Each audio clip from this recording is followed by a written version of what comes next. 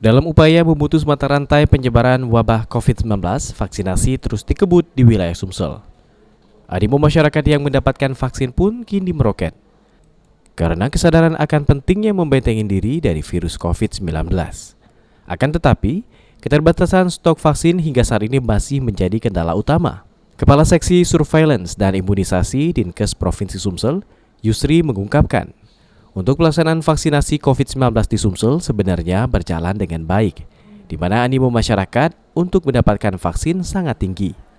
Akan tetapi, ketersediaan vaksin menjadi kendala lain.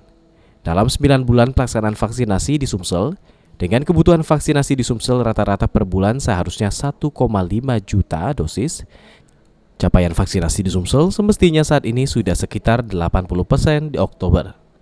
Namun kenyataannya, hingga Agustus lalu, Sumsel hanya mendapat jatah 300.000 dosis saja per bulan. Dan baru sejak September hingga Oktober ini, jatah vaksin meningkat ke 500.000 dosis per bulan.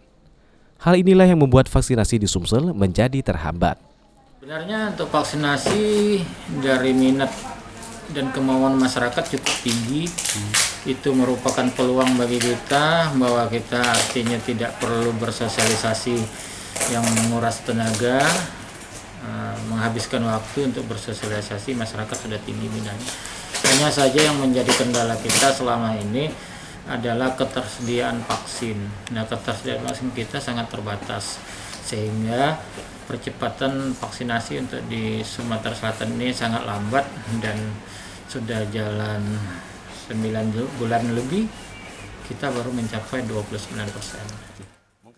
Dari total populasi penduduk di Sumsel yang sekitar 8,47 juta jiwa, pihak Dinkes Sumsel diberi target sekitar 6,3 juta jiwa yang harus divaksin.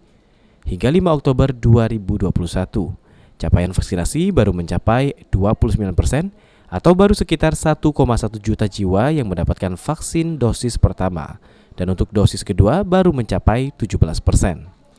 Sandi Prataba, PAL TV.